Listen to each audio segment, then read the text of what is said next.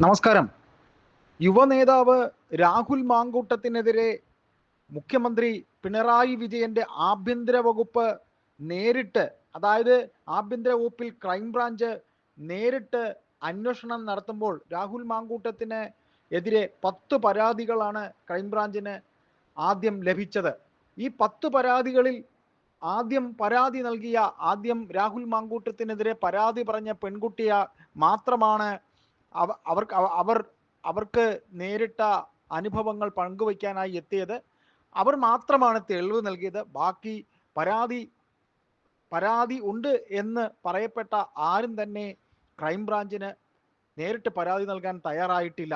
എന്നാൽ ഇപ്പോൾ കേൾക്കുന്ന ഏറ്റവും പുതിയ വാർത്ത, യൂത്ത് കോൺഗ്രസിലെ ഒരു യുവ നേതാവ്, ഒരു വനിതാ നേതാവ് തിരുവനന്തപുരത്ത് ക്രൈംബ്രാഞ്ച് ഓഫീസിൽ നേരിട്ട് എത്തി ഇപ്പോൾ രാഹുൽ മാങ്കൂട്ടത്തിന് എതിരെ നടക്കുന്ന ഈ ലൈംഗിക ആരോപണ പരാതികൾ ഒക്കെ തന്നെയും കോൺഗ്രസ് പാർട്ടിയിലെ മുതിർന്ന നേതാക്കളായ രമേശ് ചെന്നിത്തലയും വി ഡി സതീശനും ചേർന്ന് വി ഡി സതീശന്റെയും രമേശ് ചെന്നിത്തലയും അടങ്ങുന്ന സംഘാംഗങ്ങൾ കരുതിക്കൂട്ടി രാഹുൽ മാങ്കൂട്ടം എന്ന യുവ നേതാവിന്റെ വളർച്ചയ്ക്ക് തടയിടാനായി ഉണ്ടാക്കിയ വെറും കെട്ടുകഥകൾ മാത്രമാണ് എന്നും, രാഹുൽ മാങ്കൂട്ടത്തിനെതിരെ ഇത്തരത്തിൽ പരാതി ഉണ്ടാകുമ്പോൾ ഈ പറയപ്പെടുന്ന നേതാക്കളായ രമേശ് ചെന്നിത്തലയ്ക്കെതിരെയും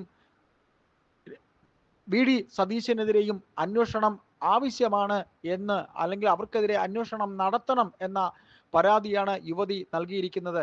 ഏതായാലും ക്രൈംബ്രാഞ്ചിന് ഇത്തരത്തിൽ വളരെ വിചിത്രമായി പാർട്ടിക്കുള്ളിൽ നിന്ന് തന്നെ പാർട്ടിയിലെ മുതിർന്ന നേതാക്കൾക്കെതിരെ അന്വേഷണം വേണമെന്ന പരാതി നൽകുമ്പോൾ ക്രൈംബ്രാഞ്ച് അന്വേഷണ സംഘം ആകെ പുലിവാൽ പിടിച്ച അവസ്ഥയിൽ ആണ്.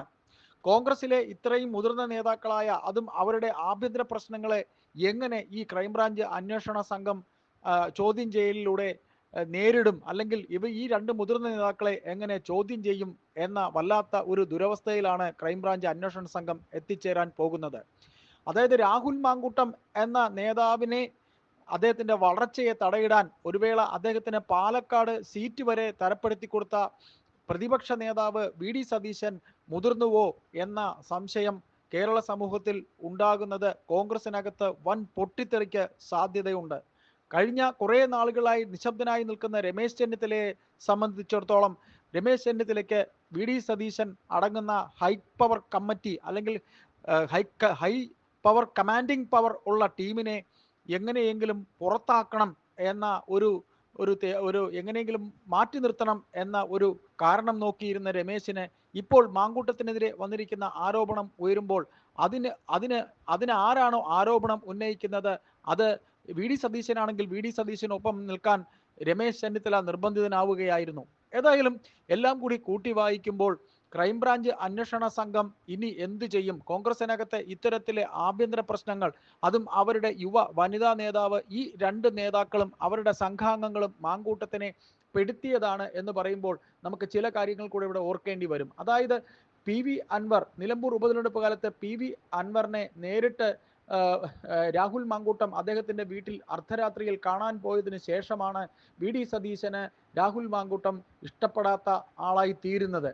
അങ്ങനെ വരുമ്പോൾ രാഹുൽ മാങ്കൂട്ടം ആര് പറഞ്ഞിട്ടാണ് പി വി അൻവറിനെ കാണാൻ പോയി എന്ന ചോദ്യം ഉണ്ടാകുമ്പോൾ, പാർട്ടിയിലെ ഒരു മുതിർന്ന നേതാവ്, അല്ലെങ്കിൽ പാർട്ടിയിൽ രാഹുൽ മാങ്കൂട്ടത്തിനൊപ്പം നിൽക്കുന്ന ശക്തനായ ഒരു നേതാവ്, അത് ഷാഫി പറമ്പിൽ ആണോ രാഹുലിനെ പറഞ്ഞയച്ചത് എന്ന ചോദ്യവും പാർട്ടിക്കകത്ത് ഉണ്ടായിട്ടുണ്ട്. ഏതായാലും രാഹുൽ മാങ്കൂട്ടത്തിന്റെ വളർച്ചയെ തടയിടാനായി ഈ മുതിർന്ന നേതാക്കൾ ഇത്തരത്തിൽ മുതിരുന്നു എന്ന് പറയുമ്പോൾ ക്രൈംബ്രാഞ്ച് അന്വേഷണ സംഘം ഇനി ഈ രണ്ട് നേതാക്കളെയും ചോദ്യം ചെയ്യുമോ, അല്ലെങ്കിൽ അവരെ ഈ ക്രൈംബ്രാഞ്ച് അന്വേഷണ സംഘത്തിന് മുന്നിൽ അവരെ എത്തിക്കുമോ, അല്ലെങ്കിൽ അവർക്ക് മുന്നിലേക്ക് ഈ അന്വേഷണ സംഘം പോകുമോ? കോൺഗ്രസ് പാർട്ടിയിലെ ആഭ്യന്തര കലഹം ഒന്ന് മാത്രമാണ് രാഹുലിനെതിരെ ഇത്തരത്തിൽ പ്രശ്നങ്ങൾ ഉണ്ടായിരിക്കുന്നു എന്ന് പറയുമ്പോൾ, വരുന്ന നിയമസഭാ തെരഞ്ഞെടുപ്പിൽ രാഹുൽ മാങ്കൂട്ടം നിയമസഭയിലേക്ക് എത്തുന്നതിനുള്ള വാതിൽ തുറക്കും എന്ന് തന്നെ നമുക്ക് കരുതാം.